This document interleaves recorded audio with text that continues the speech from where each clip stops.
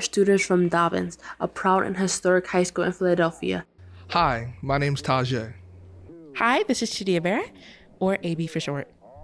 Hi, my name is Cameron, and we'll be your narrators for today. A few years ago, we formed an after-school club. We then set out to create a documentary to learn about the root causes of violence. Since then, a lot has happened. We started a garden at school, produced fresh fruit, and natural cosmetics. We spoke at universities, we were featured in newspapers and websites, and an award-winning podcast on NPR. We were celebrated as Citizens of the Year by the Philadelphia Citizen, and we got a city grant for community resilience and environmental justice, as well as other awards, and in total, we've raised over $30,000. But back up. How did we get here? We wanted to do something positive, but the situation right now is rough. There's way too much going on, and it's overwhelming.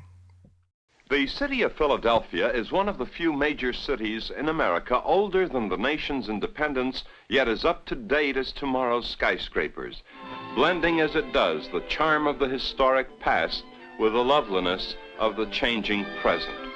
In population, the fourth largest city in the United States and the cradle of American independence.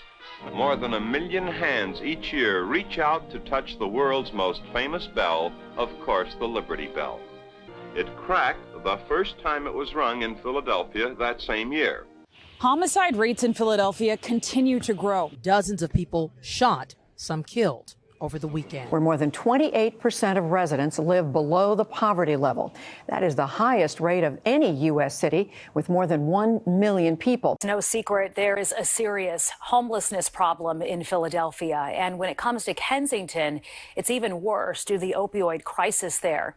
Other victims include a 9-year-old boy killed, a 4-year-old hurt when he was shot. A majority of Philadelphia public schools have contaminated drinking water. More air quality problems than almost any other large metropolitan region in the country. This is especially a problem for people with respiratory issues in our area. Well, and that's the thing. You can't really control the air you breathe, right? Yeah. Black kids suffer from asthma at twice the rate of white children. Show of hands if you know anyone's ever been shot. Show of hands if you know anyone's ever been murdered. Show of hands if it were a relative or friend that was murdered. There's way too much going on, and it's overwhelming. These are often seen as separate issues, but by looking deeper at the common root causes, we can focus our efforts and multiply our impact. By making a documentary, we can talk to community leaders who understand the issues, share their stories, and in the process, share our own story. As we went on, our interest turned to how does something like community farming fit into the picture, especially for city kids who never thought about it before. We decided to start with the root cause of violence because isn't it all violence as opposed to peace? Violence against individuals, violence against groups of people, and violence against nature and the planet, which is really just a form of violence against ourselves. So, where are we now? Strap in. Let's take a little ride and get some context on the situation in Philadelphia right now. And the situation right now is rough. The state that Philadelphia is in right now. I love this city. We're a hot mess right now. I think that we're in a time where people are desperate and need a lot of things that the city is not providing. It's very real outside, right? A lot of young people have issues with safety, a lot of housing insecurities. Philadelphia right now is in a disheartening crisis. It is heartbreaking to me, the unnecessary loss of life, the hopelessness, the divisions. Philadelphia is one of the poorest, largest cities in the United States. This is where the country began. There's something wrong with that. Like coming up in Philly, it's iffy. And I feel as though kind of bad because I ain't really get to live out my childhood. That's what I really feel like. I'm worried about getting shot, getting robbed. It was sad, I ain't gonna lie. Just being on like any of them blocks, that'll just get you shot for real. So it's like no reason to coming outside. Like, I've been affected by violence since I was like really young. It was the violence between my parents, and then, you know, as I got older, gun violence. Gun violence took a lot of people from me, especially some of the ones that were very close to me. Multiple cousins, multiple friends, multiple family members. I got shot on 2021, July 18th. Like that really changed me. Like, I lost two of my closest family members. After like losing them, it was like stuff really getting crazy out here. Like, I don't even want to be here for real. And like, I really wish I can like really rewind back to all them good memories I got with my family members, but I know I can't for me.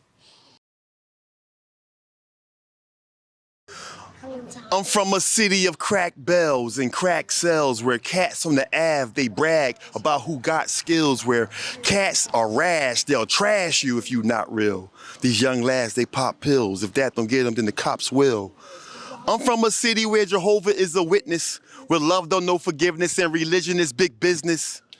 You know where beards are the image, either you weird or you vintage, but our heroes are authentic. Where they don't flinch when someone cries, they don't snitch when someone dies, the place of WHY.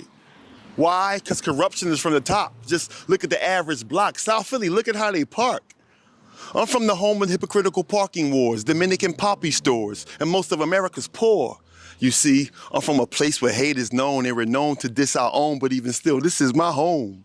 You know, where we serious about our cake. Beef is merely a steak. They'll bury you if you fake.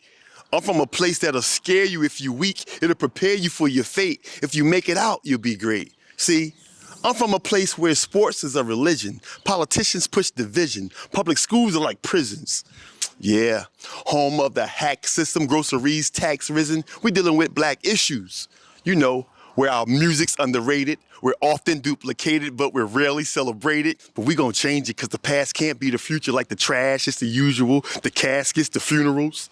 Y'all know, where the roof was on fire, now our youth are on fire. I'd rather move than be quiet. They dropped the bomb and they ain't even caused a riot. And y'all wonder now why our youth are so violent. I'm from where old heads drop science, young boys want guidance, we gon' form the alliance. You know, where the girls are the finest and the murals, they remind us how the world try to blind us. Yup, where we laugh to keep from crying, cause we're all hard as iron with the hearts of the lions. Y'all know, where our style is designers and the town won't co-sign you. Let's you the flyers of the flyers. You see, I love my city, just hope my city's loving me, loving me. You see, I love my city, just hope my city's loving me, brotherly, cover me. Peace.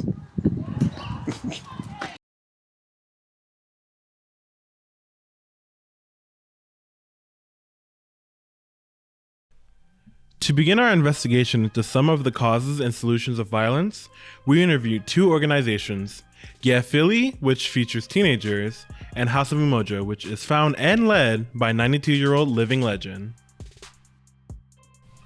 The House of Umoja was founded in the late 60s and is still led by Queen Mother Falaka Fatah, who is a living legend with many accomplishments. The 92-year-old might be best known as the woman who organized a rare ceasefire across the gangs of Philadelphia, the No Gang War of '74 campaign. Hello, my name is Anthony Bannister Fatah. I am the grandson of Queen Mother and David Fatah, and I am the outreach coordinator for the House of Umoja. Come and get involved. We have art, we have innovation, we have technology, we have culture, we have history, we have spirituality, we have agriculture, we have entrepreneurship. So we just want to offer all these things to the community and let you know that you're not alone and you have some help here. This street has been turned into David Fatah Way, as you can see.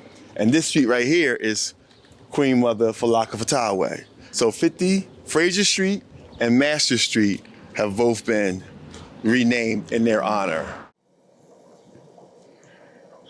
I am in the business of saving lives. Umoja means unity in Swahili. Now, I took the name Umoja from the theme of the Third Black Power Conference, which was held in 1968 at the Church of the Advocate. And there we examined the image of us as an African people. And we found it was grossly distorted, that there's no way in this country that you could survive if you were misunderstood. Because using the Indians as an example, this country kills what it doesn't understand. So as communicators, that was our responsibility. Umoja, in its initial coming to being, was to be the House of Umoja Publishing House. But a year later, when I found out that my son was in the gang, we decided that we would have a twin mission statement: communications and youth development. Since I was a journalist, I realized that research, getting to the crucial reality, getting to understanding of something is the way that you can resolve it. And so I wanted to invite my son's gang to come just so I could get up close and begin to understand more about them and why were they doing what they were doing. In order to allow them to come to Fraser Street, there had to be permission granted by the local gang. That is how the House of Umoja became sanctuary, which meant that anybody that got here was safe, which was extended over a 40-year period to over 80 different gangs from across. It was the only place in the city that you could be safe. This is the 54-year celebration. This was the pillar. This was the first. This is where the 14 to 15 gang members moved in and brought their sleeping bags. We was in that office. Okay. He is the son of the 16-year-old who was the gang member. Okay. So maybe if they hadn't come here, maybe he wouldn't be here. True.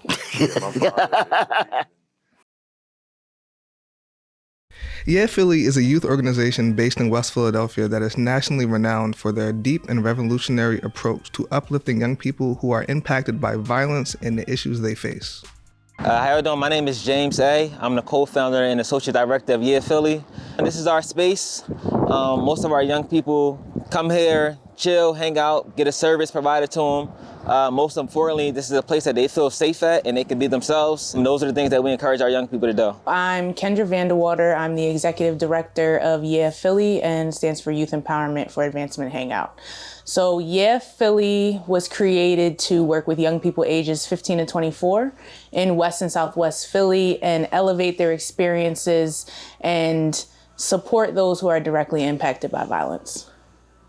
Majority of our young people are either on probation or just transitioned off of probation. So it's a blend of those things. And they like the most interesting and awesome young people to work with. My name is Alasan. I'm 17. What was the last question? Oh yeah, I'm in 11th grade. And people call me son. My name is Presley. I'm 17 and I'm in 11th grade. My name is Keon. I'm 17. I'm in the 11th grade too. My name is Elijah. I go by YNG Eli. I'm 17 and I'm in 11th grade, and all of us, we the hottest coming out the city. So stay tuned. In a time where people talk about the increase of youth violence, there's never any youth at the table. Also, in a time when we talk about the type of person that needs the help, we're not trying to help that type of person. I want young people to take over. Like, this city has so many amazing young people that are silenced and they don't get a chance to say what they want or what they need without being kicked out of places, without saying like, we don't care about you. I want the type of young person that we work with that honestly, when you talk about the things that they may have done or their situations, society doesn't care about them. They don't believe that they deserve a service. So I want this type of young person to be able to be running organizations like this. They should be running city organizations because they are really smart. Their experiences really matter. And I want to see young people be able to be in charge, but also be treated the way that they should be. They should be treated with respect. Young people should be treated and loved the way that everybody wants to be treated and loved.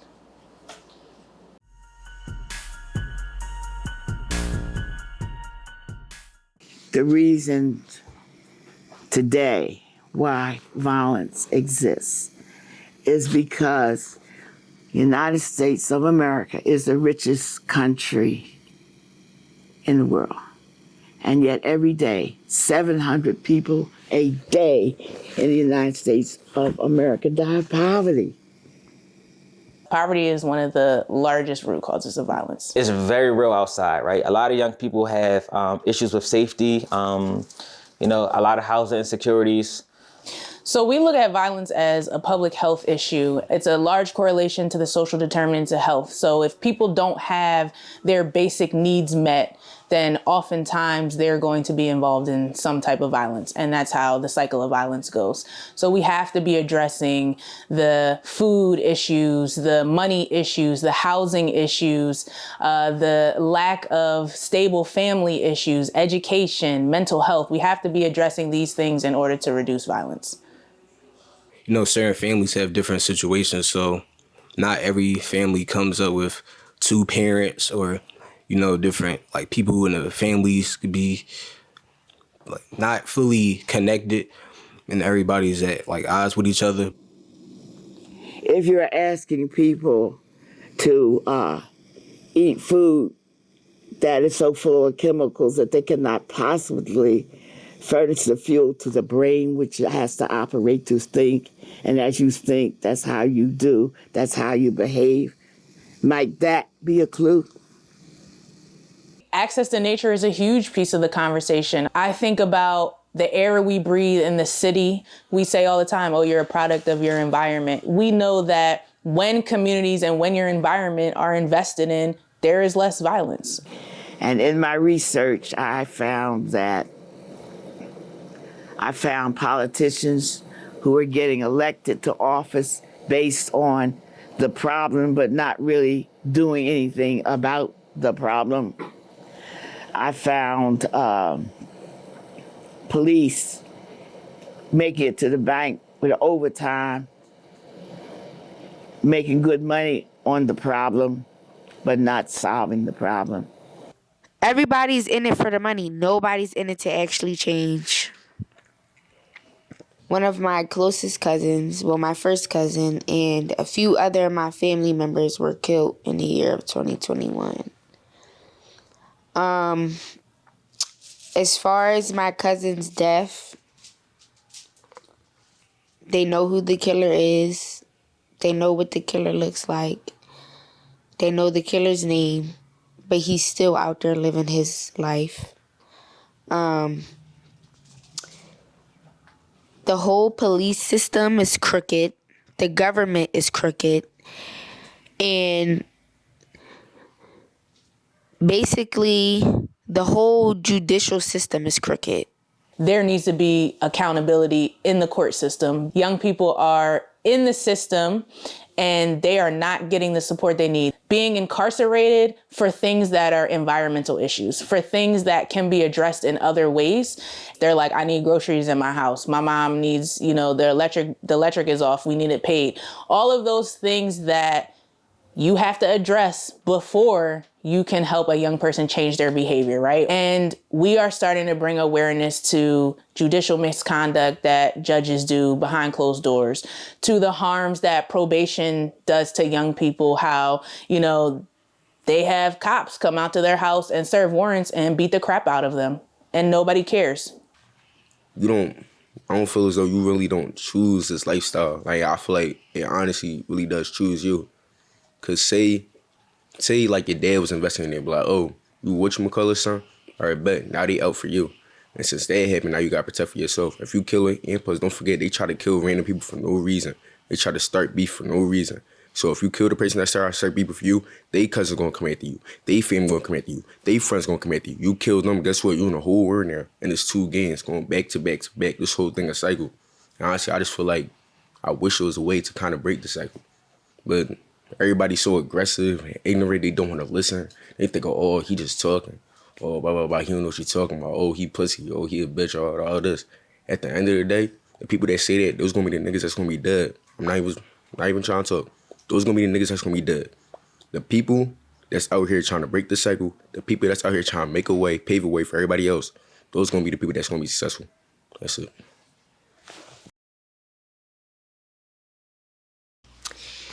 If I had to say to adults something, I probably would even say to my own parents, is that, you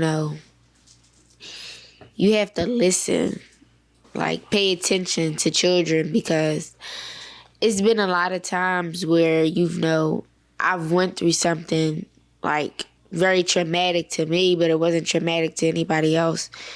And my mom, she didn't even notice it.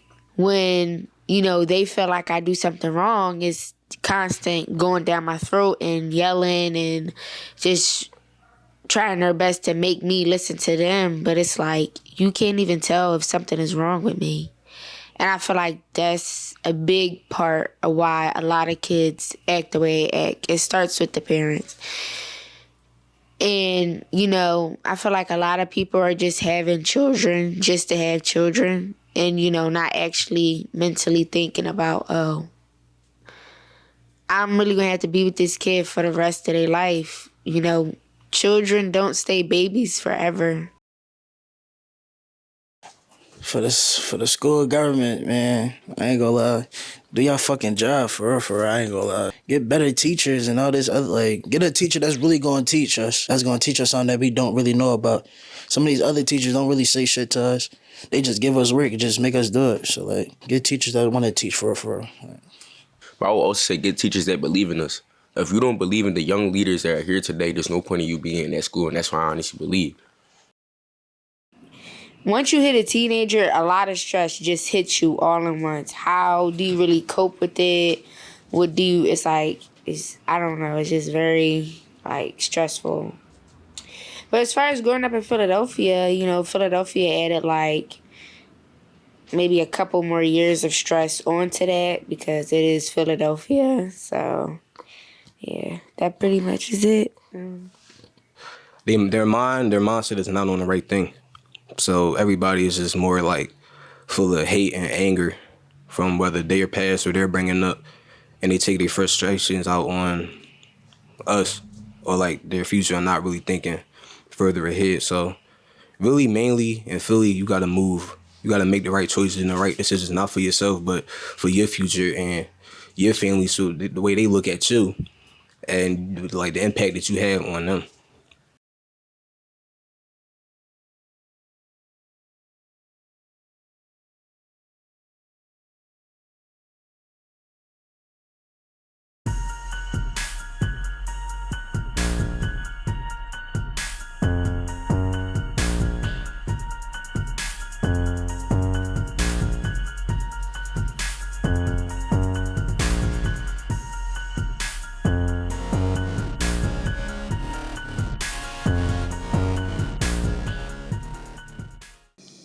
In terms of how do we get out of this, I think we begin first with ourselves. You can't help nobody if you don't know who you are, where you came from, and where you're going. It begins with you. Each of us have that responsibility.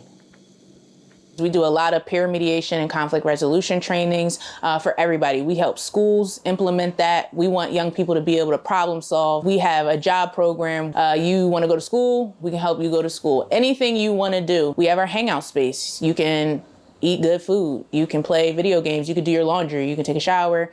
You can see our tutor. You can see our counselor. It's really identifying what young people want and what they need, but also helping them individually decide what's best for them, what's best for their life, because young people are the experts here. Just little things that we see. If young folks have issues with hygiene, now they're comfortable saying, you know what, let me just go and throw my things in a wash machine. Because we create this sense of family. As young people come in here, they feel comfortable just addressing all these things. And they know that the love and support we provide is like a forever thing. Again, I always emphasize that, like, it's not a, we work with you until this. You know, you accomplish this and then that's it. It's like a forever thing, and that's how a relationship's supposed to be. What we are doing is building a peace academy on this block.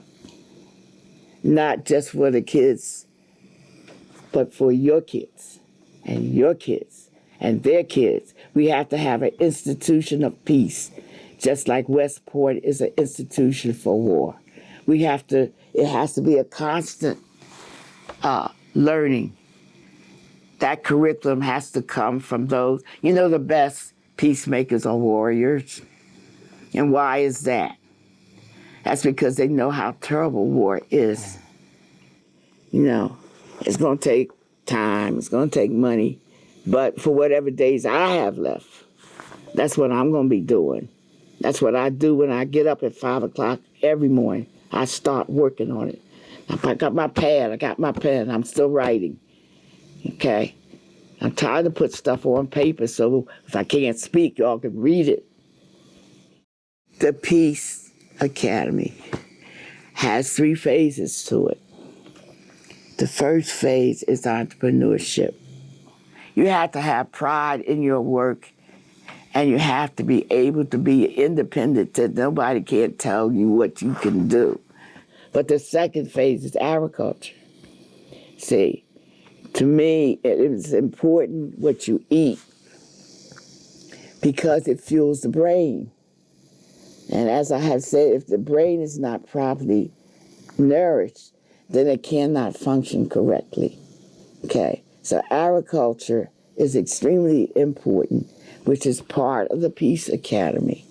But it's also sustainability, because the vegetables that we will grow on our land will be sold to restaurants.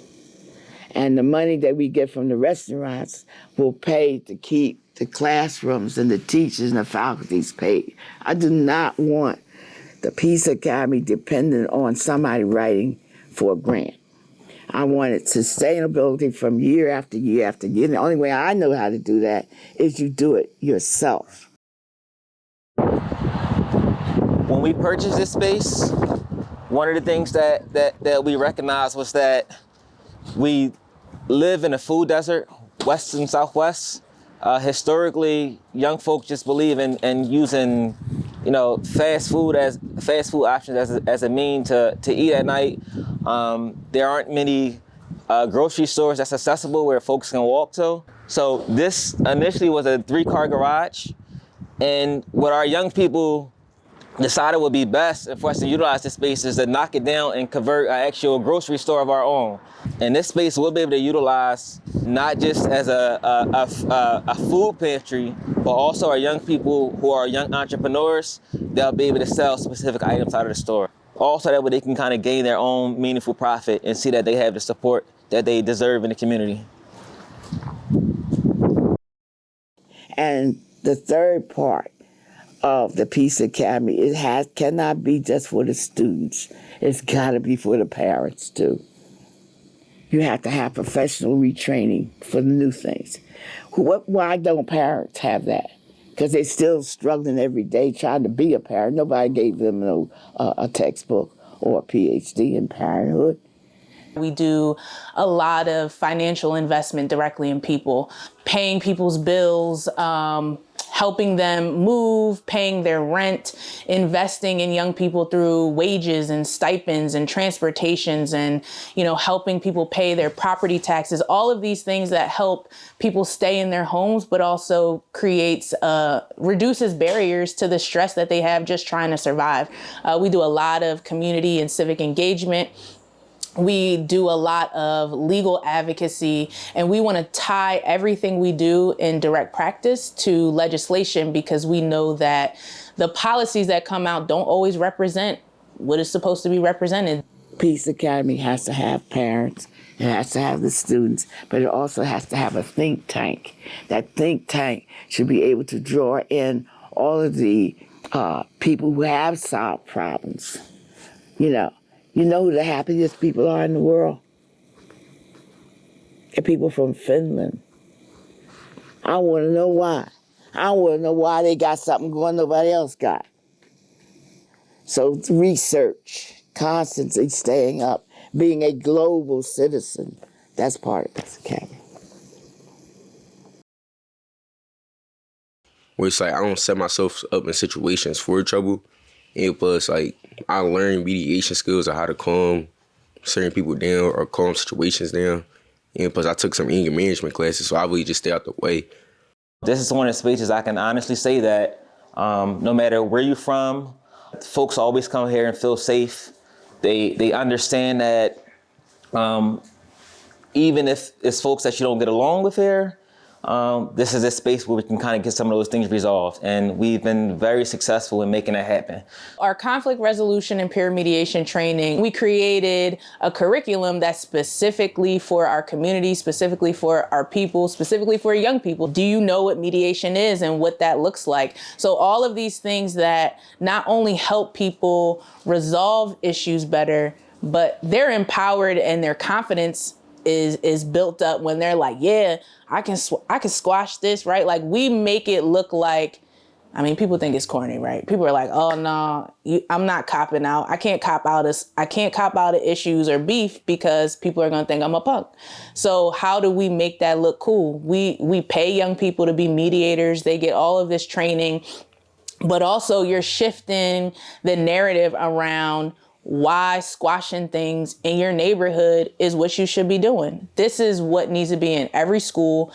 This needs to be in every community organization because this is the stuff that's happening outside. And we don't talk about it a lot, but we squash a lot of stuff. I know that I mediated a big issue where a young person robbed somebody at gunpoint. Ended up getting his stuff back, making sure all this stuff happened, took the gun, all of these things. So people hear that and they're like, oh, but you should just call the police. But we know that police are not resolving the issues in the way they should be resolved. So that is a huge focus.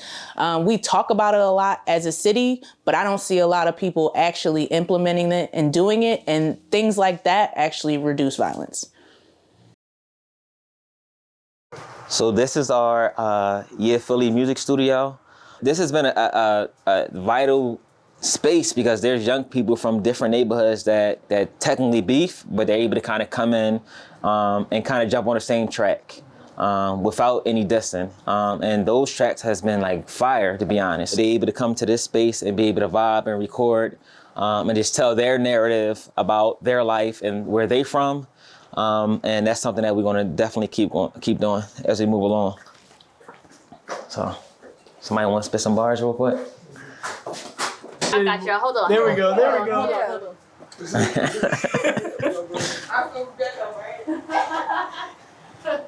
on. You ready? Enough, right? You ready? Yeah. Yeah. 1, 2, 3, 4, 5, 6, 7. A, B, C, D, E, F, G, H, I, J. Elemental P. So look out for the Philly record label coming soon.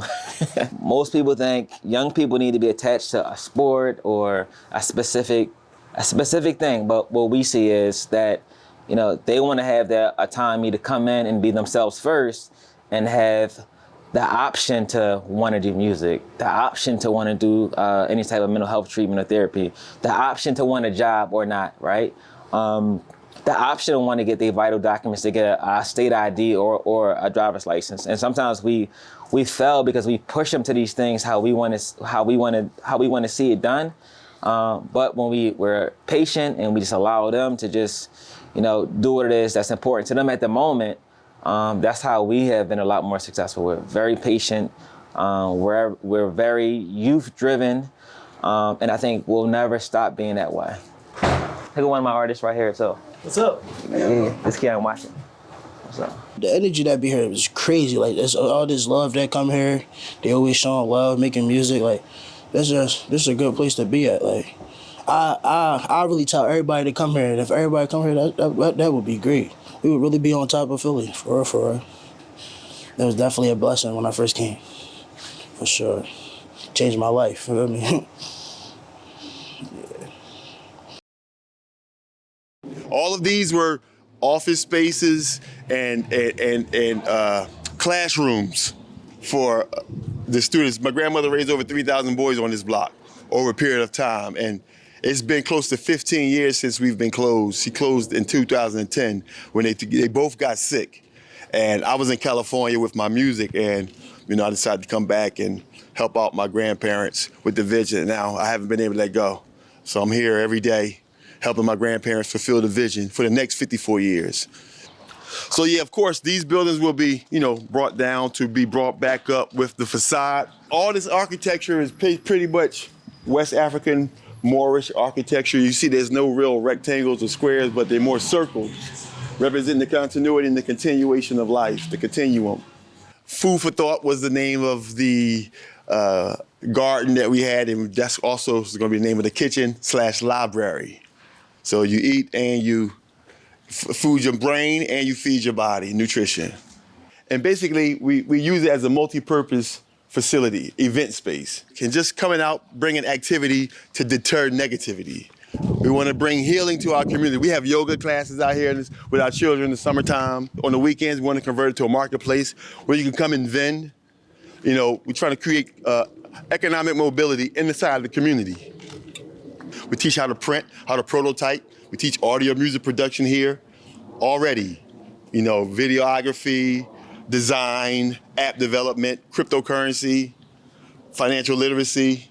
That's the balance. Looking forward and reaching back. We about the elders and the children. If you got the children and the elders, it ain't complete.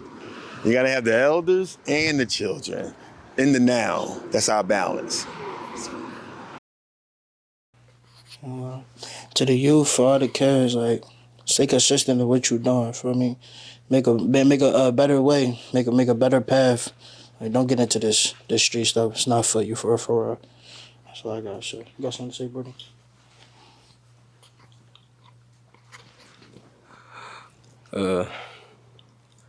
To the youth, I would say, just pay attention to yourself and love yourself and follow what's in your heart and not what people try to make you to be, or just because it's cool, don't try to fit in. Just stick to you, because nobody else can be a better you than you. Most of the successful revolutions that have occurred have been youth-led.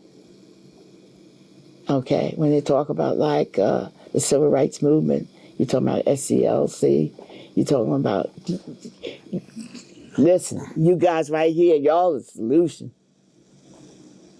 That's where my hope is, And one of the causes of violence is the absence of hope, okay? But the fact that you're taking a Sunday instead of, what is it, watching those games, drills and this, y'all sitting here listening to me. Hey, that's the solution. Mm-hmm. You're the solution. You are the change. Or as Gibran said, you are the change you want to see. Okay? I'm glad that you decided to come talk to me, But you're it, not me. Nah, I just love y'all. But when y'all get through, I'm going to get some more coffee, and then I'm going to watch a murder mystery. Get your waiters.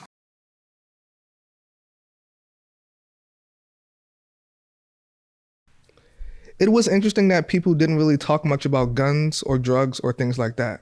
people talked about the environment. They mentioned poverty, health, and access to basic needs and opportunities like housing, food, clean air, education, wages, and entrepreneurship, as well as the time and space to just chill and be at peace.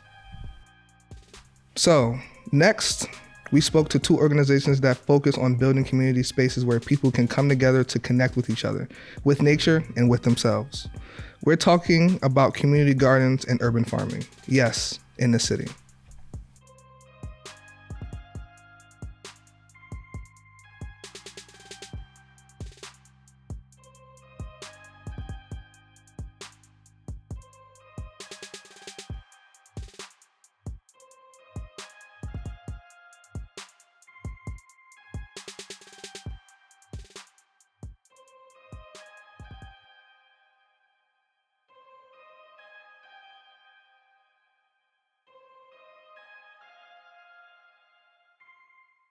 My name is Brother Tommy Joshua. Everybody call me Brother Tommy. And I'm the founder and executive director here at the Peace Park. I myself was born and raised in this neighborhood. And coming up just like you are, I was wondering, like, how can we make a change? How can we improve conditions? And I seen that the vacant land is an opportunity to do that. So we defined ourselves as a neighborhood managed ecology campus. And by ecology, we just don't mean like, the turtles or the dolphins. We mean the total environment. Ecology is your relationship to where you live at. And the Peace Park, we believe that change starts in the neighborhoods. It starts where people live at. And we would like to make the neighborhoods where we live at also places where we can work, places where we can heal, places that we can learn. And we're proud that we started in North Philadelphia. Urban Creators is a platform for radical and collaborative imagination. They use food, art, and education as tools to nurture resilience and self-determination in North Philadelphia. Life Do Grow is the name of their urban farm and neighborhood creative commons. A physical place, but also a dynamic and ever-evolving ecosystem of creative ideas.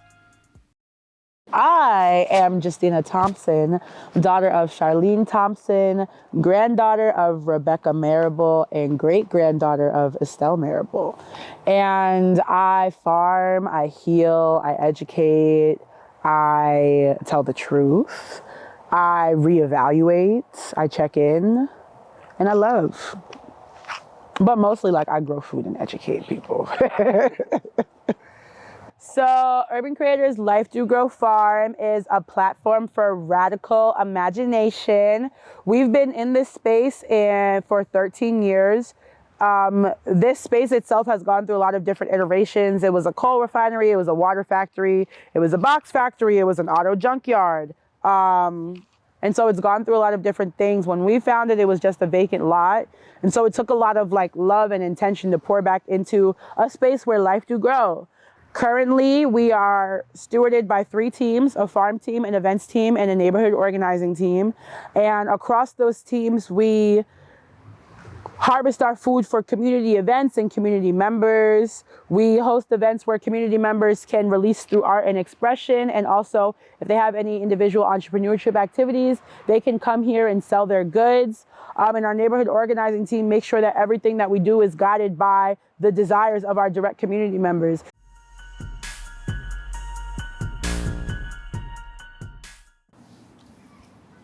Violence is ultimately caused by a misunderstanding at its root. That could be a misunderstanding of self, an inability to process one's emotions, right? A person becomes frustrated to the point where they would strike something, right? It can also be a misunderstanding between people. Your action or your activity has been seen as being threatening to me to the point where I feel like I have to use violence, right? Misunderstanding, whether misunderstanding ourselves or misunderstanding between each other, it happens in the context of environment. So the environment of Philadelphia is an environment of being the poorest big city, for example. So Philadelphia has the highest percentage of people that's living in poverty, but not just any type of poverty, what they call deep poverty. And deep poverty is a poverty that passes on from generation to generation. And what's happening is that we are engendering human beings to accept an unnatural situation. Oppression and poverty, it does something to the mind. It does something to the spirit. It really does. When you are constantly frustrated because of lack of opportunity, lack of achievement, lack of care, what other outcome would it be than misunderstanding and hopelessness, which would then lead to violence, right? How was Philadelphia systemically designed? And then how were certain parts of Philadelphia systemically neglected to allow the struggles that we see now? So poverty is connected to the environment because when there's lack of green spaces, where there's lack of spaces for people to feel safe and that they can just be, there's lack of clarity and groundedness. And so folks are going to guns first and foremost to solve their conflict because they've never existed in a space where they can just be still and calm. That's connected to poverty because when folks have to work 3, 4, 5 jobs just to sustain themselves, they can't be home to nurture and pour into that love and teach about conflict resolution and teach about the power of being vulnerable and honest with our emotions when we're not okay. If we don't have those spaces because the folks that we love that are meant to guide and nurture us are being taken away for the sake of capitalism, that's how it's all interconnected. And if we can't have any of those things, if we can't have a safe place to talk about conflict resolution, to hold our emotions in a really honest and vulnerable state, if we can't be fed, if we can't pour into the people that love us, if we can't be in still green spaces, then we can't be well. If we don't have all of those things that we need, we can't be well. So if we're all out here just trying to survive, and we're all in a survival mentality, how can we really show up for each other? How can we really love each other into a better tomorrow? How can we dream past, I gotta get 5 hours of sleep because I gotta do an overnight shift and work a 9 to 5? So without all of those things that the system doesn't want to see us thrive in, we can't be well.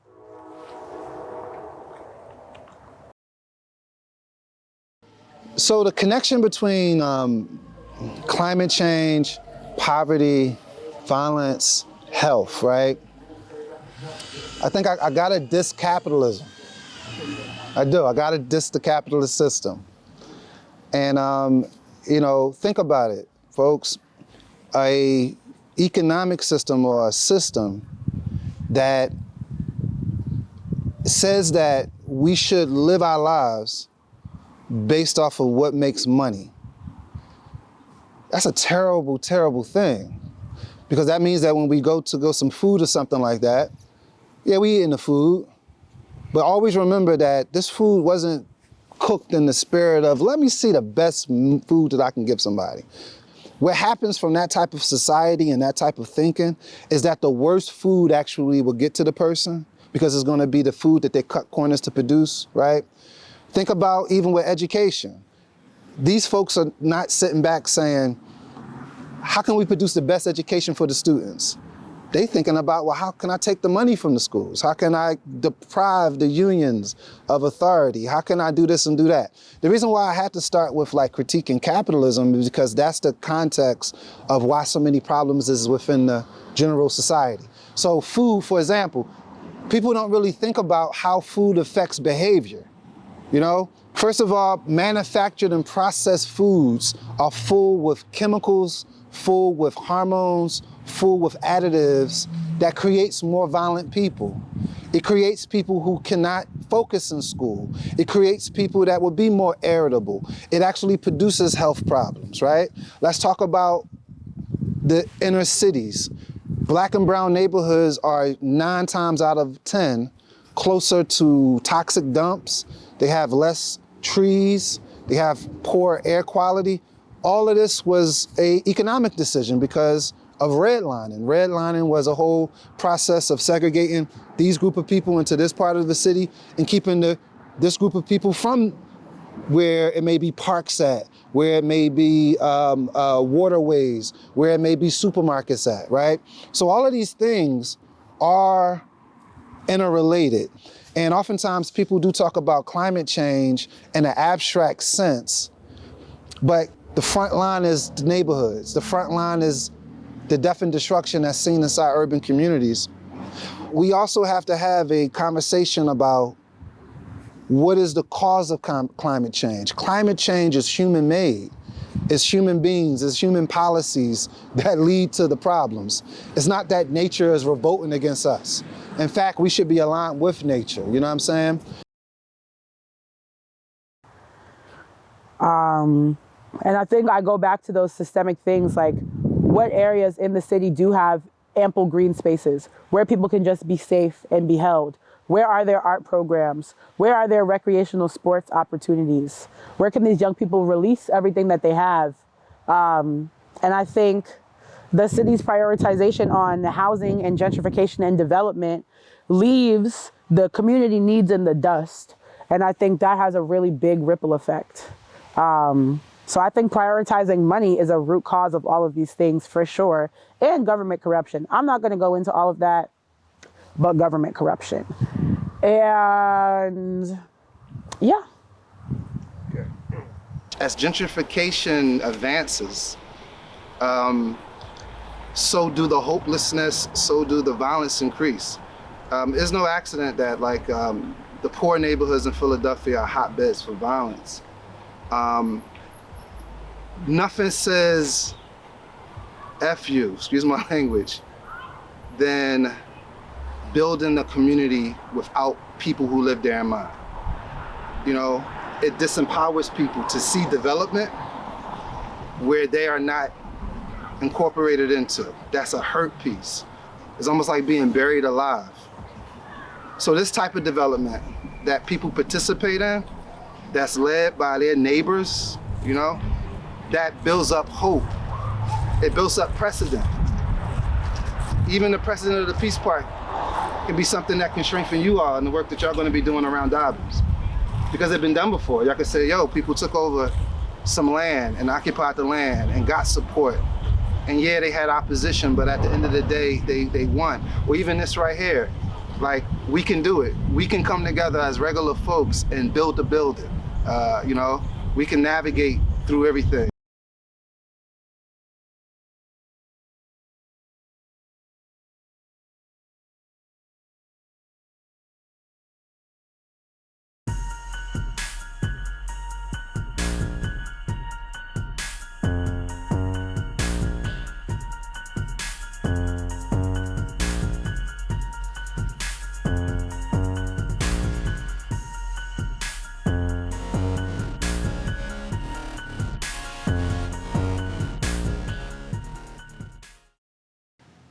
So, you know, I'm of the mind that we need a big, big, big change here in Philadelphia. A change that would involve and invite everybody to participate in, and that would be nonviolent, and that would be complete and total. So I believe in a revolution, and I believe Philadelphia needs a revolution. And I believe that at the root of the solution is community.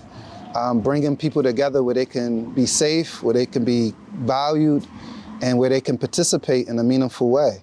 So, you know, the city that I love, the people that I love here in Philadelphia is right now is in big trouble. And we need to act in urgency to develop a movement for change.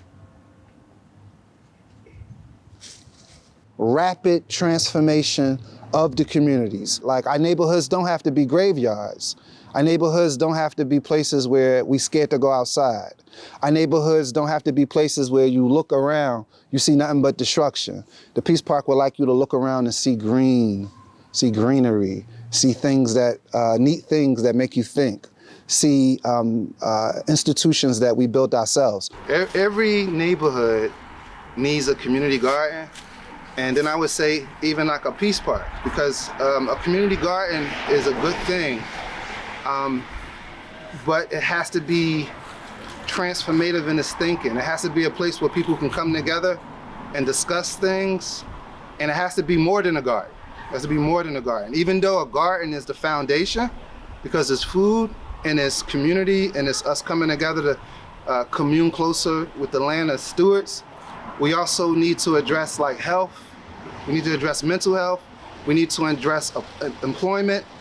We need to address safety of neighborhoods. So this would be, a community garden would be the best place where that can take place, right?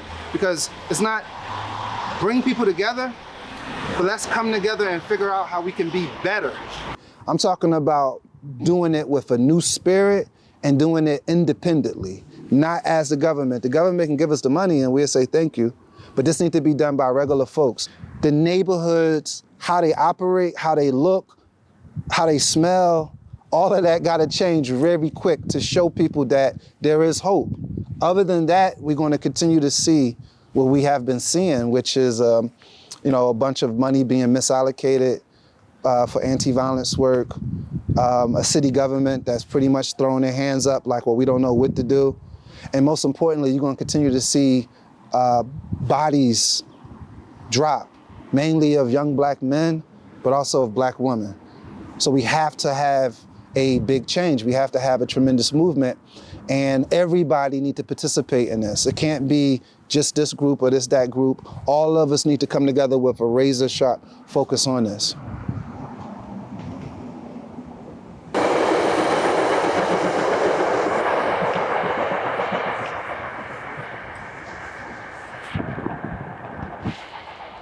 Some of the interventions are just free, open, safe spaces for young people to be. We're all broke out here.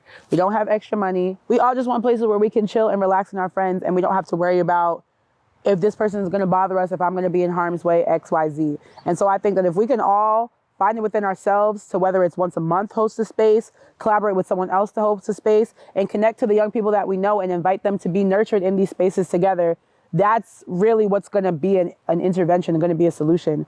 We need to start talking through these issues we need to start having intergenerational conversations about conflict and how we move through that and how we can be really honest about the things that hurt us, but we don't have to jump to violence to find solutions. I think intergenerational spaces to have and hold those conversations is going to be the most effective step towards addressing some of these things. And I think it's also going to take some of the most conscious efforts on behalf of a lot of different people to get where we need to be. Because once you have people in a space like this, the land transforms and heals on its own, but getting people within these gates, that's a big step. So to solve the issue of the prevalence of violence, we would have to establish a culture of peace. Peace is the opposite of violence. Peace is when everything works in harmony with each other. Peace doesn't imply that there's no friction, but peace does imply that there's a harmony of systems, right? In order for us to develop a harmony of systems, we would have to have a harmony of design. And if we are going to have a harmony of design, we have to approach design with care. Care means that you pay close attention to what you are building. Care means that you pay close attention to all the different pieces. Care, in fact, for us, it means democracy. It means that all the little parts within the system must be respected, must be honored, and that we must make allowance for them. So if we had a type of society like that, a society that approaches reality from the viewpoint of designing with care, we would see a reduction of conflict because everyone and everything is accounted for. I hope to create a space where young people feel safe enough to imagine beyond the confines of what they can see on their everyday. I aim to create a space where people can dream a better future, where they can feel safe enough to work towards something different and better, even if it's drastically different from what they think is even possible or what they're in right now. Just to whoever watches this, the only other thing I would say is, like, as individuals, whatever generation that we are in, We can do all of the work, we can connect with all of the people, we can pour into as much as we want, but the work that this world needs to exist in a pure state of love is going to have to be done beyond any of our physical existences on this earth. And so if we're really committed to seeing a change in the world, we have to pour into and prioritize the next generation. We are only a few years apart, but there's a reason why I prioritize pouring into you, is because you're going to be able to do work beyond me. And I hope that if I inspire you, you're going to be able to pour into another young person who's going to be able to do work beyond you. So we work to integrate science into everything that we do. So right here you see that we have different little mini exhibits that people can interact with, relating to different aspects of ecology, different aspects of how they can observe the physical world. Fig tree.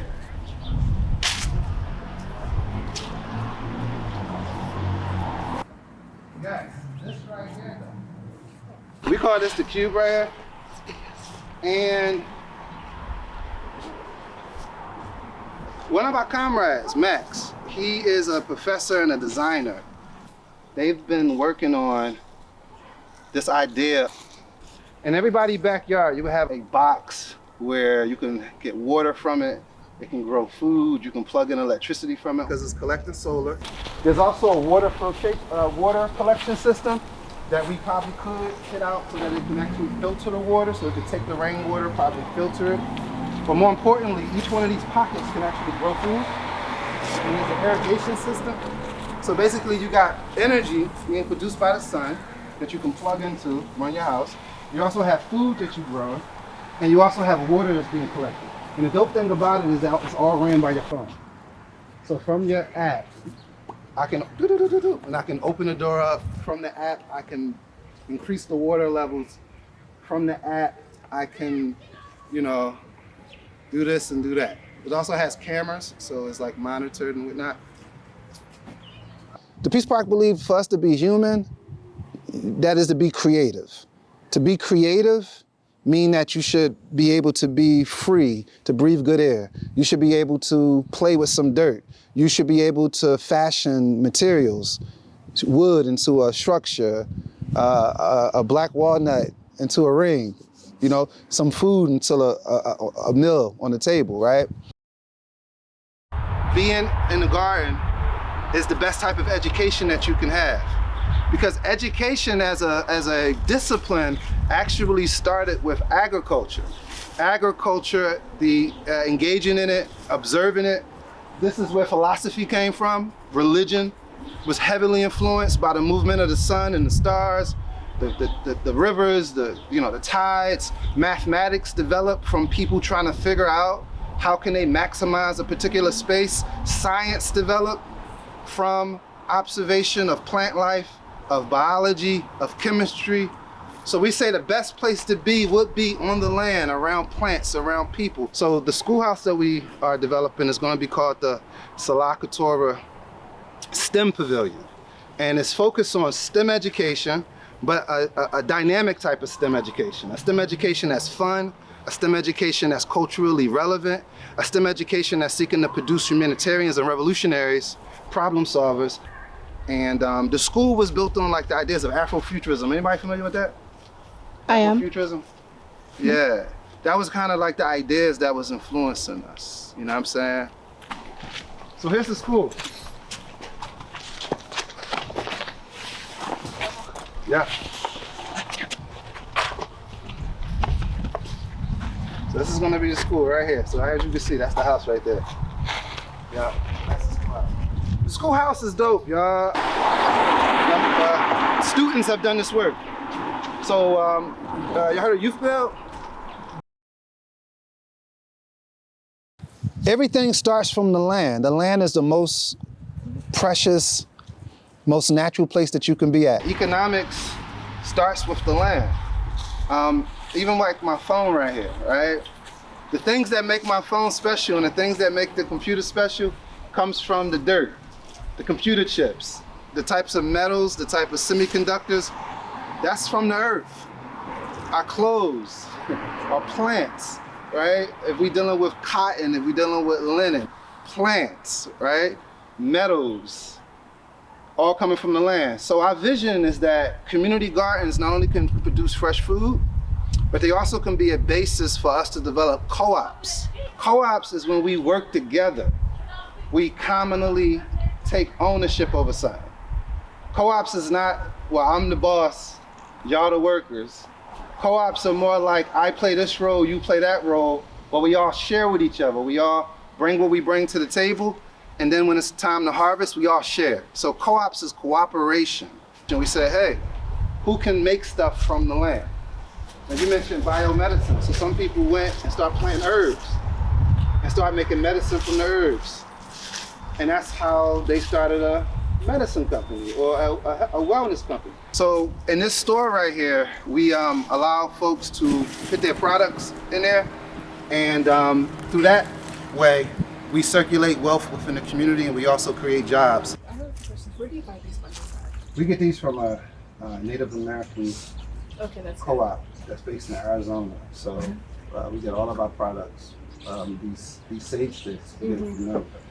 So I was just wondering, because I'm also interested in this, and I feel like it's really important to get them researched really, because like there's this one place in the mall, East West, who sell these, and I'm like, where do you buy them from? They're like, oh, we don't know. No, we make sure we meet the people that we buy from, you know, but like a lot of stuff, like stuff that you see that's Peacetown, that's the neighborhood co-op.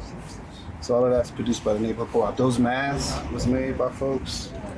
The jewelry, a lot of the jewelry too, the t-shirts over there, the clothes. We do a lot of trade too with like East Africa. We bring in a lot of the bracelets and things like that. Tajay, this is Hello. top secret. Oh, is it? Don't record. This is why change can happen on a grassroots community level, especially here in Philadelphia, where you got over 50,000 vacant lots. Each one of these vacant lots can do its part to produce food, to clean up the environment, to create a place where people can live in peace with each other. I mentioned we grow culturally relevant food. So honey tip and peppers are one of the seeds that we believe are to be brought over by our enslaved ancestors. So our farm manager is really good about doing the research to make sure that those specific seeds can be grown here. And True Love Seeds is the organization that we partner with that's really good about keeping those seed stories and their cultural relevance in the Northeast and I believe beyond. These are mustard greens, and we have kale. So if you see kale in the store, usually it's like a little lighter green and it's a little curly. This specific variety is called dino kale. And if you think about the kale that you might often see, you can think that this kale kind of grows like a T-Rex, a little bit skinnier, kind of tall.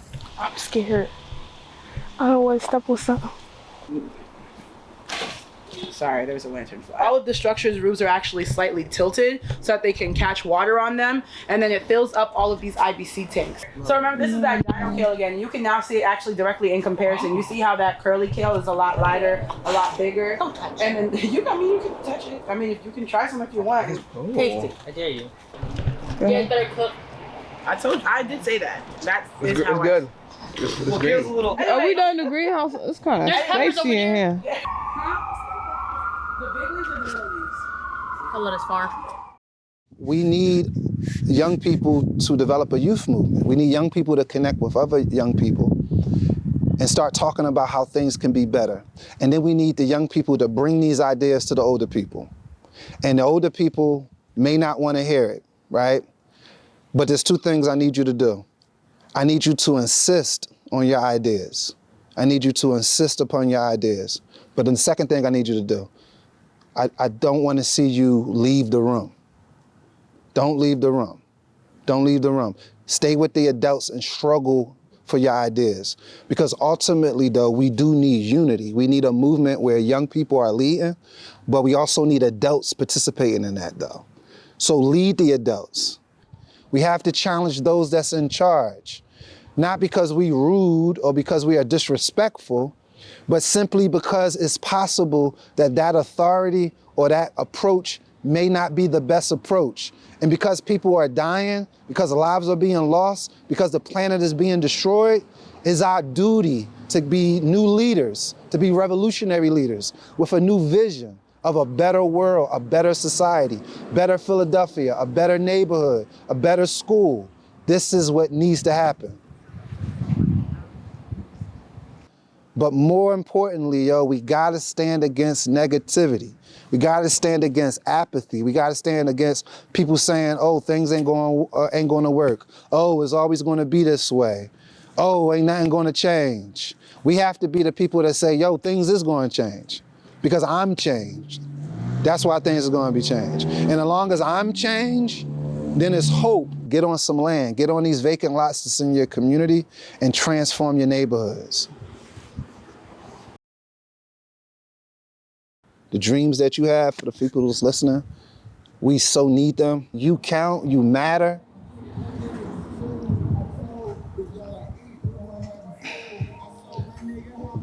I love you.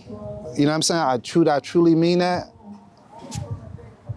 And I want you to fight through your depression. Get the help that you need with different things. Because I want to meet you and I want to be with you so that we can go ahead and we can make these changes. You know what I'm saying? So that's my message to people. We need a revolution. We need to love each other. We need to care for each other. And every little bit count, and never think that the little stuff don't count. The little stuff is the big stuff. So the kindness that you show to a person, making the decision to not go to negative and go to positive, that's the revolution right there. And that's what we need to see. Mm-hmm.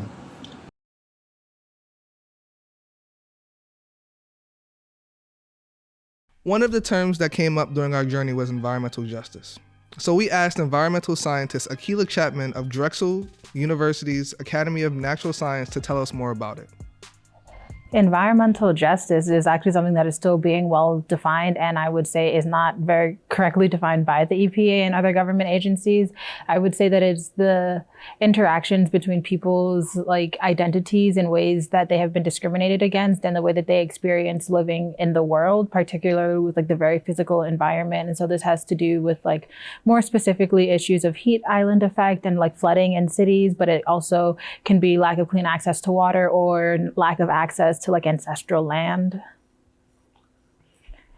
Well, justice, I would say, is a way of looking at the world and how can we right wrongs that are done. So looking at it through an environmental perspective is just one of the ways in which it affects people. So something that I've been thinking about a lot, and I actually just finished my capstone project about this, is the way that because this country as we know it, post-colonial era, has been shaped and built by slavery, how do those lasting impacts affect Black and Brown people in this country today? And so my specific project was looking at how the plots that slaves were sometimes allowed to grow their own food on, how that in plantation has transported to where we are today with the city and, for example, community gardens. There's a big emphasis in science right now where people try to distinguish themselves and other beings as separate. And this tends to lead to a hierarchy where we view humanness as the top of that triangle. So we don't take into consideration the rights of the land, of the water, of other biota, of biodiversity as is. We have a hierarchy in the types of animals in which we care for. There are a lot of things that people could do. So I guess it's really a matter of the scale that you're looking at. So if you're asking what can you as an individual do to help the environment, you could not litter. You could pick up litter as you see it. If we want to think about things that are going to have more lasting change, it's not a one-person issue. There are a lot of entities, organizations, governments, military complexes that are wholly responsible for the amount of environmental degradation that we see today. And so it's a matter of not only just holding them accountable, but disenfranchising those systems so that they can't change what they're doing to look a different way, similarly to how the city is just another version of a plantation. There are people in power that don't want these things to happen, and they can give you a lot of reasons as to why it is or why it's not just or why it's financially feasible. But the fact of the matter is they've created a society in which we look at the value of money as more important than the value of life. Apparently, Philadelphia now has an urban agriculture plan which recognizes how community farming can be a transformational act for the city. So this isn't exactly a brand new idea, even though not everyone may be on board just yet. We spoke to Soil Generation, one of the groups that co-authored the city's urban agriculture plan. Soil Gen is a coalition of Black and Brown women who focus on farming and agroecology as a path for community healing and to regain community control of land and food. My name is Zakia Elliott. My name's Sonia Galabert. Do you actually want to talk about the gourds? Yeah, I can talk about the gourds. So at Soil Generation, we know that for our collective liberation of each other, ourselves, and the land, we have to have balance. So we organize our work into reform, radical, and revolutionary. Reform work is addressing the ongoing urgent reality through policy changes and institutional incremental change. Radical is about getting at the root of the problem. How do we pull out weeds from the root? So that's, drastically challenging and shifting power and resources. And then revolutionary is about what you want. It's not enough to know what you don't want. It's not enough to be fighting against something. What is the dream? What are we fighting for? What is the goal? I think imagination is probably the deepest revolutionary work that we do. But all three are necessary, and we try to have balance with all three, which can be hard because reform ends up calling our attention a lot because the urgent reality keeps going, right? So, yeah. So Soil Generation was born out of the Garden Justice Legal Initiative, and we are an organization that focuses on food justice in the city of Philadelphia. What makes Soil Generation different from a lot of organizations is that we are grassroots, which means the people who are organizing for solutions are also impacted by those issues. And so those voices are usually missing a lot in the rooms that are making decisions about the things that impact us.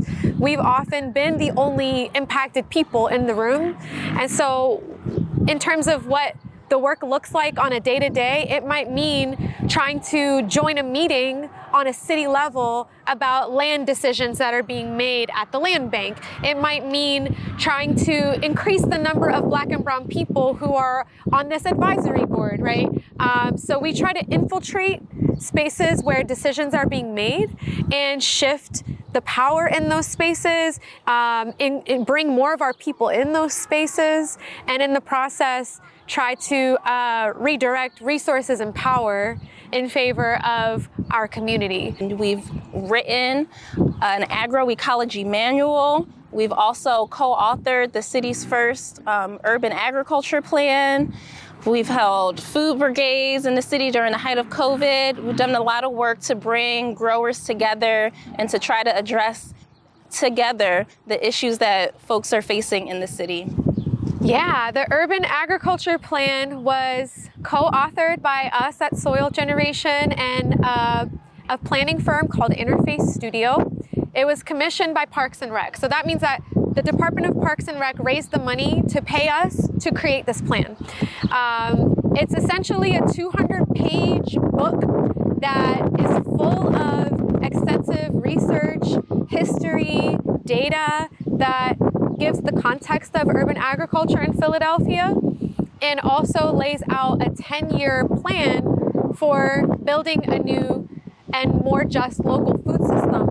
The thing about the plan that's powerful is it involved community input, and it turned community narrative into something that has the stamp of approval that the city provides.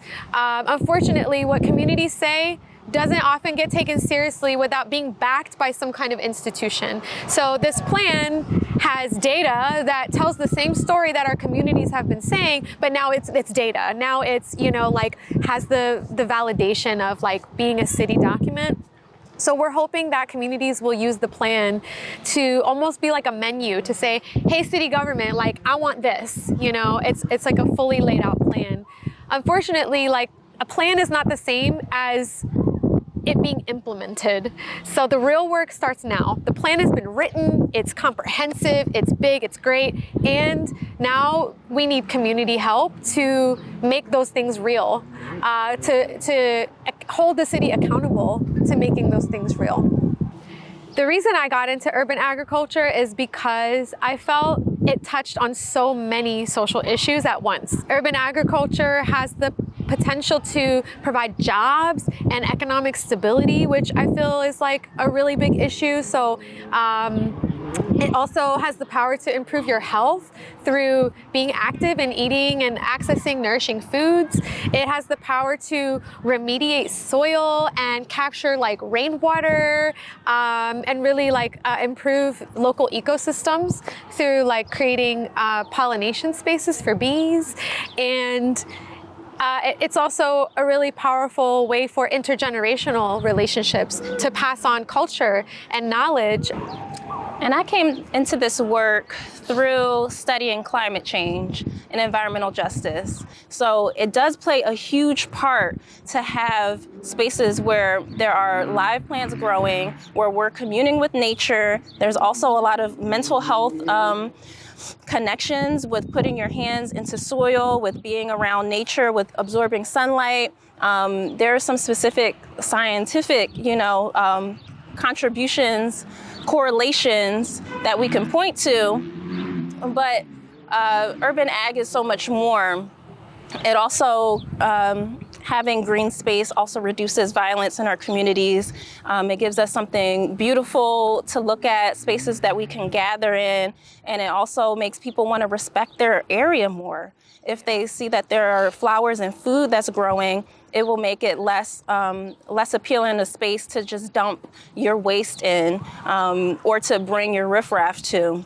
It is not just a hobby for folks to do, it's actually a way to sustain our lives, to continue our cultures, and to have sovereignty.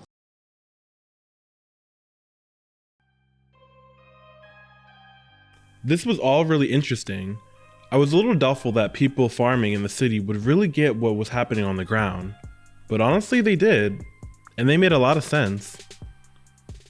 But we wondered if anyone our age could do this.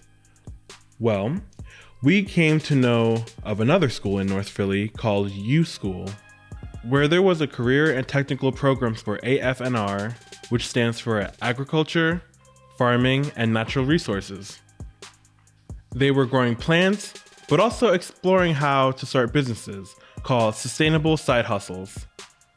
We met them through the Education for Sustainability Fellowship that we were also a part of. TSTL stands for Today's Scholars, Tomorrow's Leaders. It's a club of students who are genuinely interested in our school and our community and how everything works around us and how we can work to improve it. So we're working on a documentary project right now, going to different places, talking to different people, seeing their opinions on things and how they've been working on stuff in the community and how we can help out and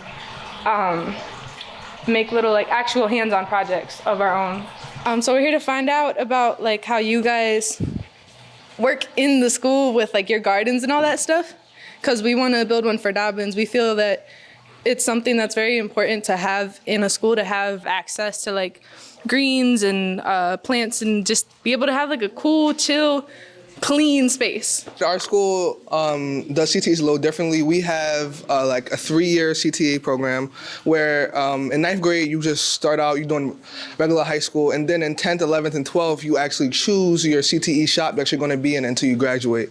So we have a lot of shops. I am in biotechnology, so it's a very science-based shop. We have culinary arts, we have business, we have building property maintenance, cosmetology, barbering, graphic design, very popular shops that are at our school.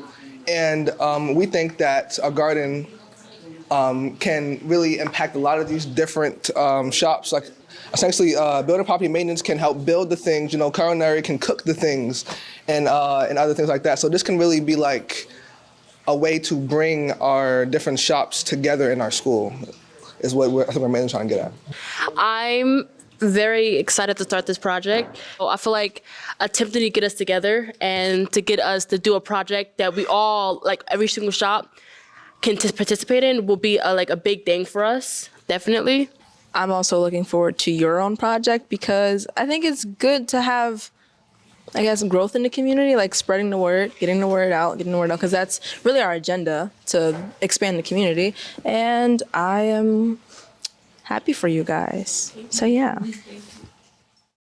Hi guys, it's me again. It's Nye. I am your tour guide. We'll break down afternoon to you. It is CTE just like you guys, agriculture, food, natural resources, career technological education, technical education.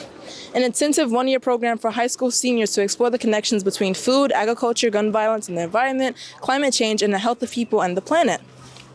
And afternoon, learn by doing things, putting knowledge into action and earning while learning.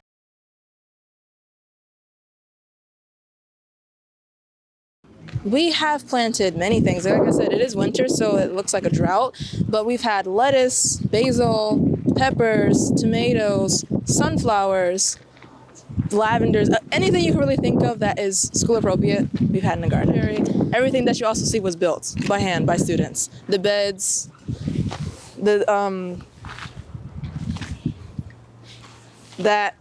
yes. This is a school garden, but it's also open to the community.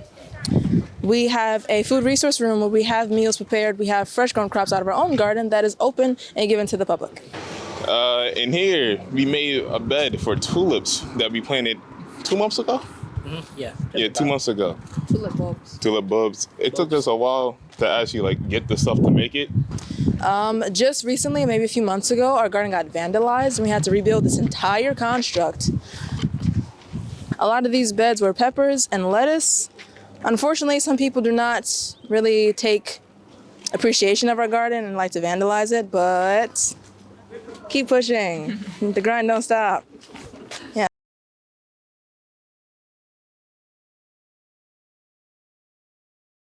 Students themselves planted all these. They monitored them, they planted them, and now they are class decoration, which they are also free to take home. But we have different teams as far as the kitchen team, garden team, grow crowd team, and other teams. But yes, this is our grow towers. Grow towers, let's go. Vamonos. Here we have strawberry, thyme. What's over here? Viola mix, more strawberries down here. Oregano, garlic chives, and garlic buncheon onions. First, we have to take a watering can, which is under that table behind you, and then fill it up with tap water, and then add the A and B stuff like the nutrients and the food for the plants into the watering can. Then fill up and then take this part off, and then pour it in there.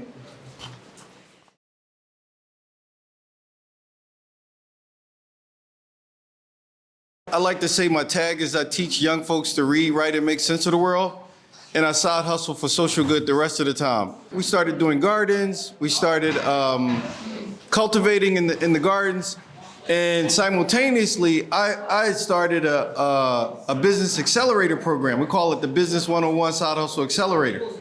We're helping young folks take ideas from the garden to the marketplace, right?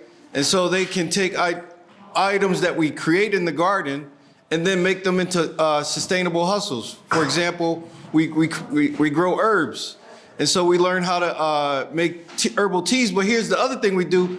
We can create experiences for people, because sometimes to create higher value, instead of just making a product, you can make an experience, and people will pay a premium for experience. So like teaching people how to make tea, how to make like teas to solve like medicinal reasons and the like, right? And so, yeah, we're just super excited to be a part of the afternoon program, and we're excited that Dobbins, which is like a mecca for vocational tech programs. My name is Siani Strickland.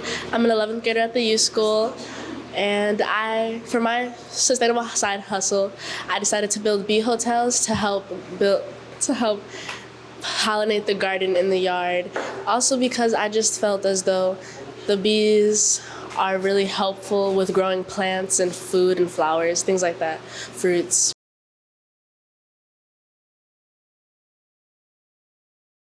So this is a flower called calendula, C-A-L-E-N-D-U-L-A, calendula, but calendula. You can use it in, so it's called poor man's saffron. So saffron makes things orange. So you can use it in rice, you can use it in desserts. You can put it in oil, which is what this is. This was sunflower oil, which was clear, or like a little bit light yellow. And now you can see it's a beautiful yellow. It is an herb that is incredibly good for your skin. It's good for your hair. It's good for your digestion. It's the least risky herb. I mean, almost nobody is allergic to it. It's like one of these herbs that you can eat, you can use in your skin. It's super safe. It kind of grows like a weed. I mean, once you plant it outside, it'll keep growing. It's pretty easy to grow. My AFNR students, as a side hustle, can create a kit for you to do herb sampling, and we could actually create a kit for herb teas, and we can create a kit for making your own like body bar, like lotion bar, which is like for your hands or your feet or your heels or your face. Like a it's easier to make than soap because it's basically oil and beeswax, and you melt them together, pour them in a mold. We can make you a kit.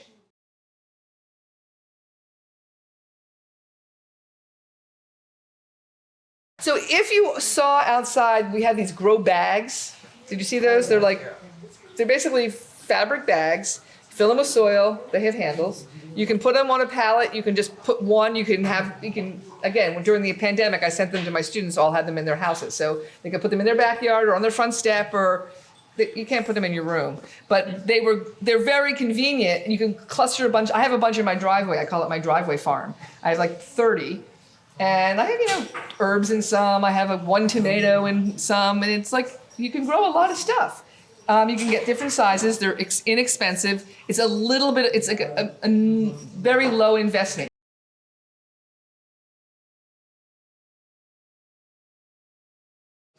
All right, so AFNR is known for making like a lot of creative things. Like for example, right now, we're basically taking the seeds out of the cottons and turning them into yarn. Yes, yarn. You just actually missed our live in action banana pudding. We made banana pudding and smoothies. You can see here our lovely friend here, Maya. She made a smoothie just a few minutes ago. And in this kitchen, we have the amazing Chef Gail. Where we learn recipes. My first recipe that I learned was chocolate chia pudding. Best thing ever. More often than not, we're using the fresh herbs that are available here. Some of the other foods that we grow outside as well. The focus is high nutrition, fresh, and delicious.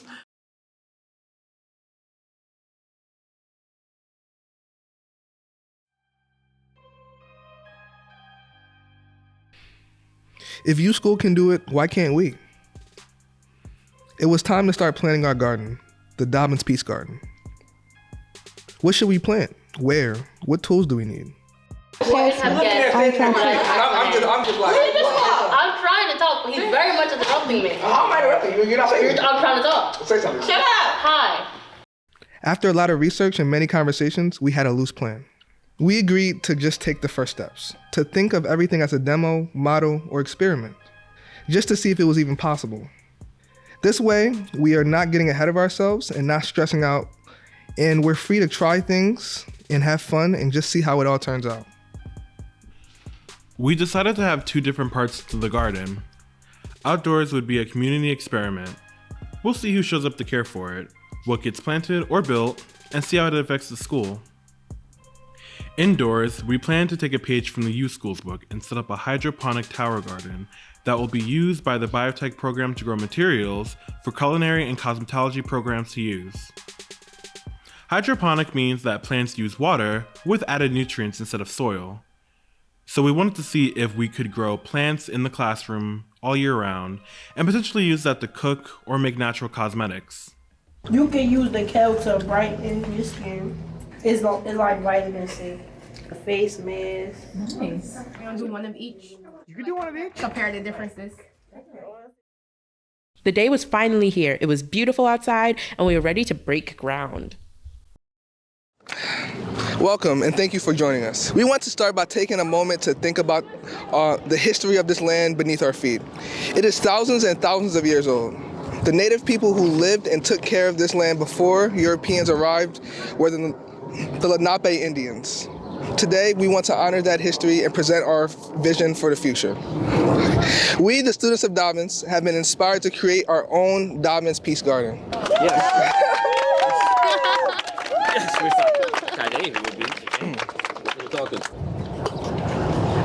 As you may know, TSTL has been working on a documentary film. As we interviewed people around the city for our film, we noticed that many of the root causes of the world's major issues were related, and people kept talking about gardens.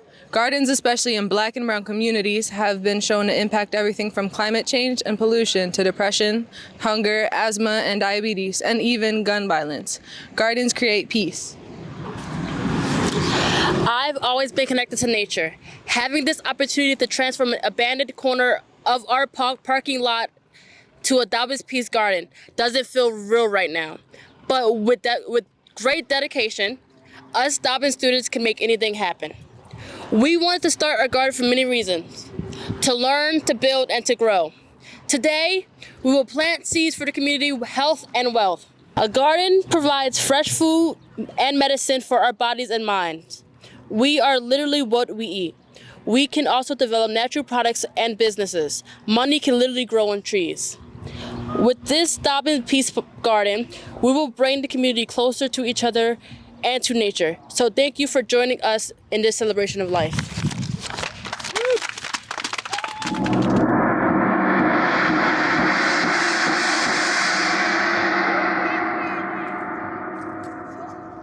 Bring them forward so they're all tight. Today we are building, pan over. Today we are building what's this called? A garden for our school, Dobbins in Philadelphia, PA. We have a little people here. Don't want to interrupt their moment, but here, hi.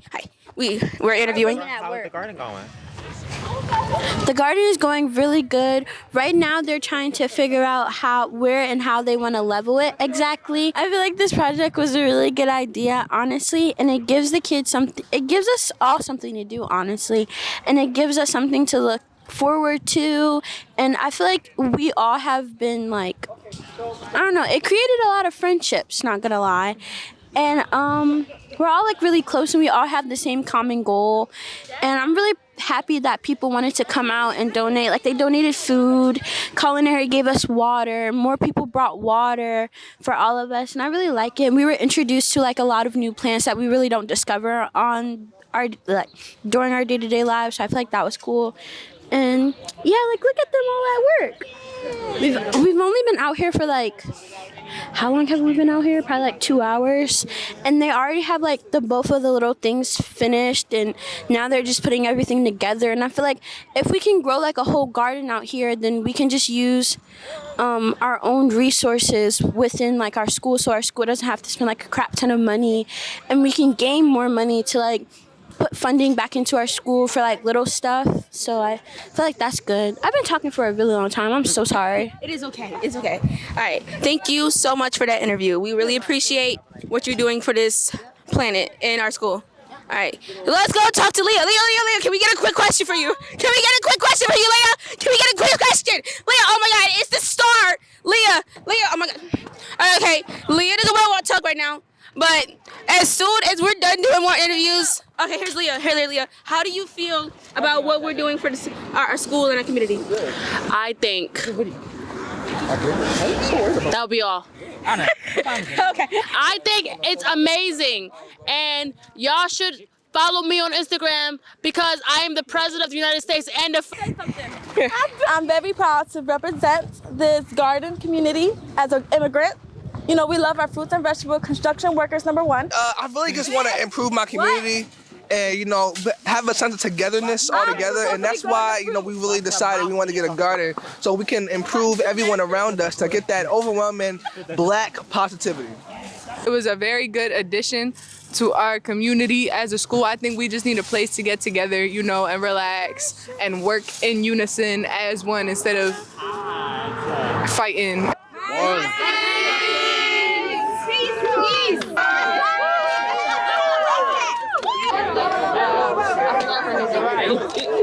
Siobhan Thompson, proud principal of the Morrell Dobbins High School, alumni, class of 96.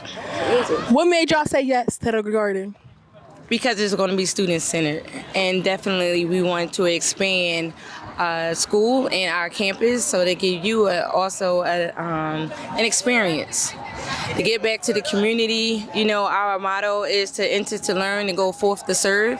And this definitely will give you an opportunity to learn how to serve and give back. The garden is gonna go great, because you know why? Look at that, that's love. Anything that you start off with and embed love, can't go wrong. Okay. And student-centered. So you see, it's not even led by, where the adults at? Right? Look at this, all hands is just students making it happen. Yeah. That's what you call a divine moment. That's amazing. Okay. I just like the opportunity that's going to provide the kids to do something different, come outside the community, help the community grow something, and do something they probably never ever thought to do before, like growing plants and growing fruits for other people. Right. This should be a cool. I feel like we're going to make great dishes with the ingredients that you guys are going to grow, so I'm with it 100%. This is going to be a nice project for Dobbins because we can grow seeds, we can plant seeds to grow things to use for hair products, food. Hearing from students that they wanted to get involved in some things outside of the building, you know, start taking advantage of the nature. We've got some space here. We saw some other schools and what they were doing and the advantages it gives their students and opportunities it gives their students for, you know, mental health, for food, for the environment, to help calm some violence. So we just wanted to try it here at Dobbins and see if we can get some of those same. Thank you. Okay. What's your biggest fear? My biggest fear? About the garden. I thought you meant in life? I don't know. In the garden, I mean, I don't have any fears. I guess I'm not scared of anything. I guess some things, I hope people respect it and it doesn't get damaged or vandalized and stuff like that. But I think everyone here is excited about it, and I'm confident that's not going to happen. Okay. Yeah. Mr. Sean, please step over here. I wasn't. Put it on him. I'm interviewing him. I forgot my question. Angel, come on. Mr. Show, don't you hit that. All right, ask you that. How you think the garden gonna go? The garden's gonna go like everything else in nature. Do you know how the universe started? No. What do you call it in science? No one knows how the universe started? Angel, take a step back. Maybe. I believe it's called the Big Bang. That's how vibrations work, that's how energy works, and that's what we're doing with this garden right here. I feel really fantastic. I really want to save the planet, y'all. The outdoor garden is going to be a longer process, and we will have to wait till summer to see it really blossom.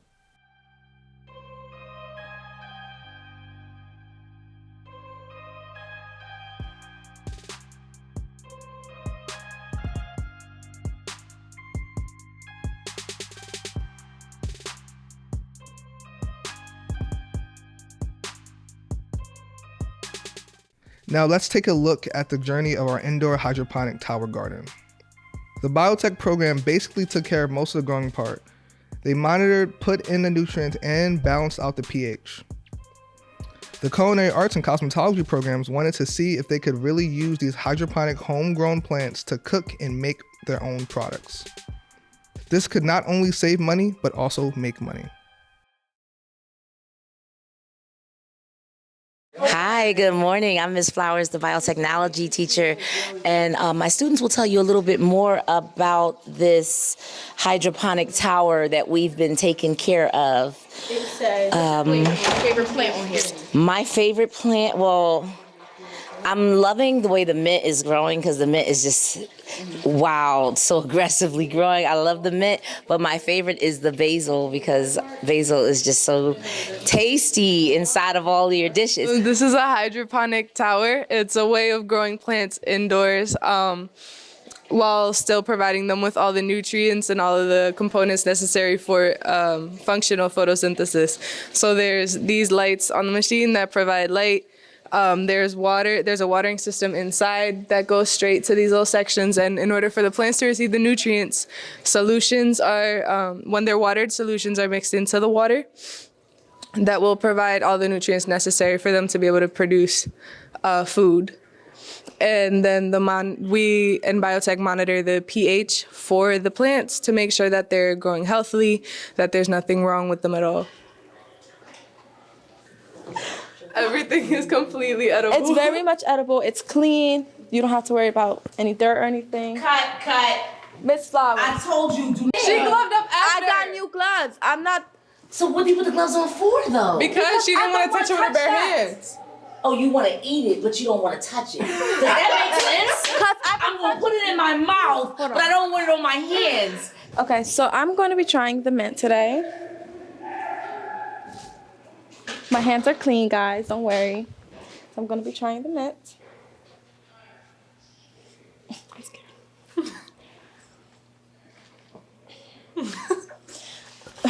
It's a like very strong flavor. Like I can feel it through my nostrils.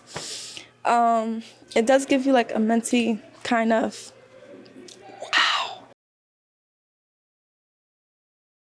We from Cosmetology. 2024. We're here in biotech to harvest herbs from this hydroponic plant tower, and we are planning to take the kale and the mint leaves and make sugar scrubs.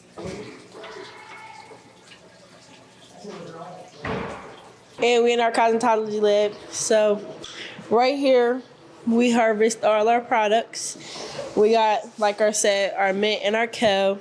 Then we got our jars so we can harvest our scrubs or our face scrubs. Then we got coconut oil, if y'all can see. Then we got, this is called wildflower honey. Then this is coffee. Then this is just regular honey. So yeah. So we're gonna be making a face, lip scrub, all that. So yeah.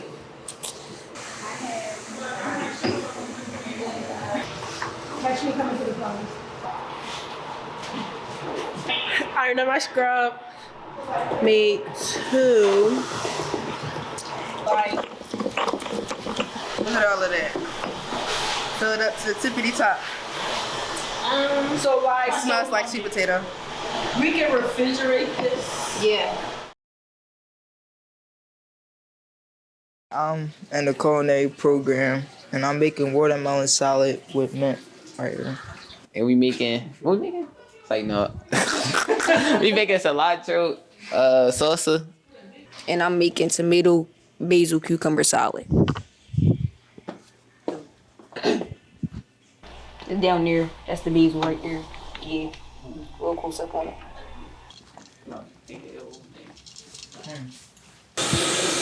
How you feeling? I'm feeling like, I'm feeling great. Tell me how you feel. I feel great.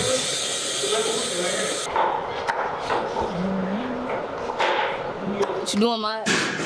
cutting these onions. I'm about to cry.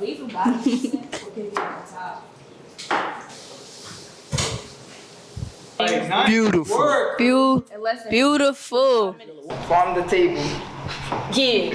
3 different herbs in 45 minutes. 3 different dishes. 3 different herbs. 3 different herbs. 3 different dishes with 3 different herbs in 45 minutes. Come. Farm the table. Farm the table. Farm the table. Sneak peek of the project that we're working on. Yeah. All right, so first we start off by wedging the clay.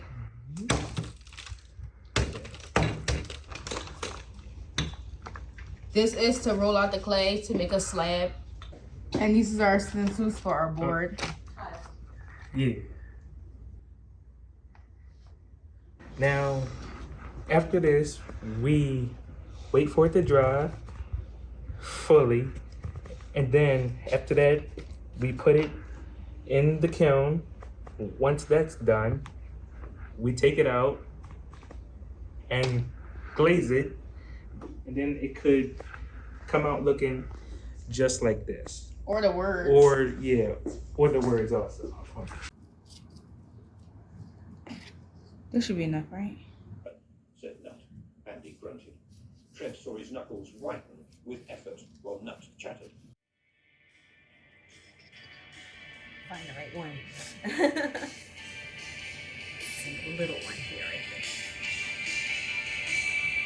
So just kind of like laying bricks in a way. This is actual mortar, just like you would use for bricks, that I mixed up from a powder. And then you put some on there, and then you put it in your spot, and make sure you press it down really well.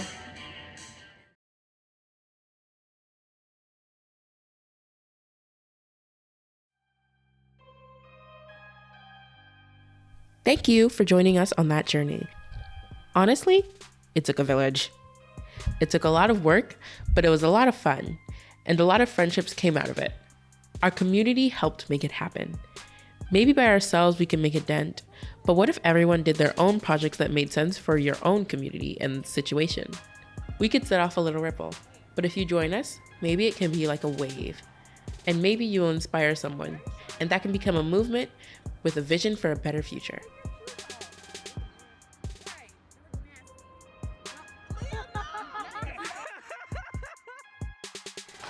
But yeah, that's what we mainly get down over here. We like the environment, we like people, we like our fellow humans, and we think, we could all do better as people on the same planet. We only have one marble. What do you, let me finish, okay? We have one marble, okay? So we should all take care of our little blue marble because, we polluting it. We don't got that much time left. We're going in the ocean, okay? We're going, soon it's gonna be a city. We're gonna burn off, our skin gonna be gone. We gotta be careful, man. And people just don't want to see it. They just want to live and eat their Jiffy Pop and ruin the environment. And,